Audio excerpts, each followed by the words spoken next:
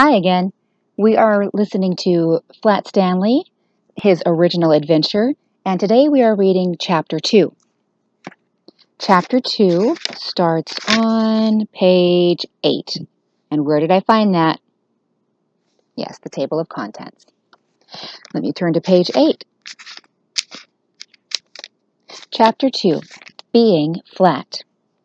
When Stanley got used to being flat, he enjoyed it. He could go in and out of rooms even when the door was closed, just by laying down and sliding through the crack at the bottom. That's what the picture shows on this chapter, on this page. He's sliding under Arthur's door, isn't he? Don't think Arthur likes that. Mr. and Mrs. Lambchop said it was silly, but they were quite proud of him. Arthur got jealous and tried to slide under a door, but he just banged his head. Being flat could also be helpful, Stanley found. He was taking a walk with Mrs. Lambchop one afternoon when her favorite ring fell from her finger. The ring rolled across the sidewalk and down between the bars of a grating that covered a deep, dark hole. Mrs. Lambchop began to cry. "I have an idea," Stanley said. He took the shoelaces out of his shoes and an extra pair out of his pocket and tied them all together to make one long lace. Then he tied one end of that to the back of his belt and gave the other end to his mother. "Lower me down," he said, "and I will look for the ring." He fits right between those bars, doesn't he?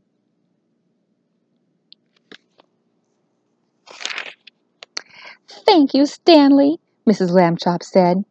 She lowered him between the bars and moved him carefully up and down and from side to side so that he could search the whole floor of the hole. Two policemen came by and stared at Mrs. Lambchop as she stood holding the long shoelace that ran down through the grating. She pretended not to notice them. "What's the matter, lady?" the first policeman asked. "Is your yo-yo stuck?" "I am not playing with a yo-yo," Mrs. Lambchop said sharply. "My son is at the other end of this lace, if you must know."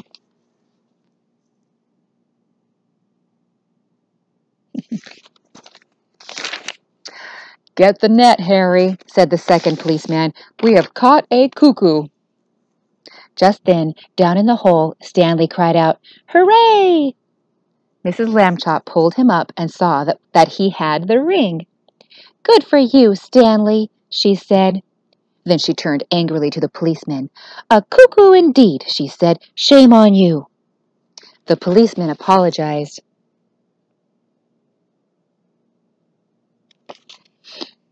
"We didn't get it, lady," they said. "We have been hasty. We see that now." "People should think twice before making rude remarks," said Mrs. Lambchop, "and then not make them at all." I guess that is a good policy, a good idea. Say something nice or don't say anything at all. The policeman realized that that was a good rule and said they would try to remember it. One day, Stanley got a letter from his friend Thomas Anthony Jeffrey, whose family had moved recently to California. A school vacation was about to begin, and Stanley was invited to spend the vacation with the Jeffreys family. "Oh, boy," Stanley said, "I would love to go." Mr. Lambchop sighed. "A round-trip train or airplane ticket to California is very expensive," he said. "I will have to think of some cheaper way." When Mr. Lambchop came home from the office that evening, he brought with him an enormous brown paper envelope. Can you guess what he's going to do? "Now then, Stanley," he said, "try this for size." The envelope fit Stanley very well. There was even room left over, Mrs. Lambchop discovered, for an egg salad sandwich made with thin bread and a toothbrush case filled with milk. They had to put a lot of stamps on the envelope to pay for the mail and insurance, but it was still much less expensive than a train or airplane ticket to California.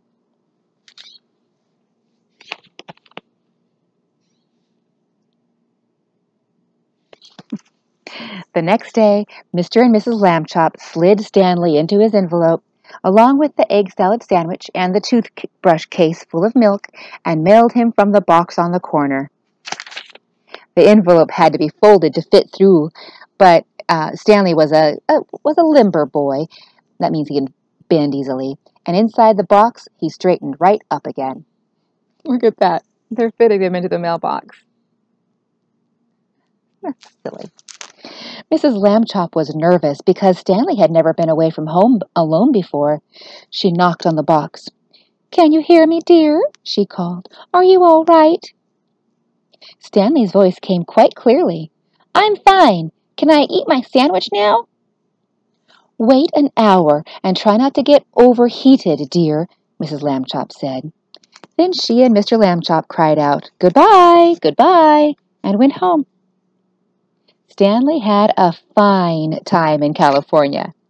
When the visit was over, the Jeffreys returned him in a beautiful white envelope that they made themselves.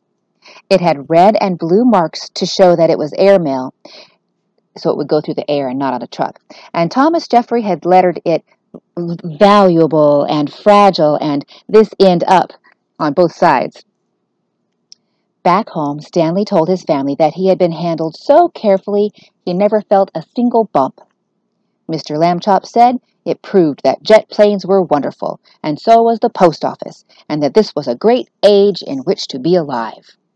Stanley thought so too.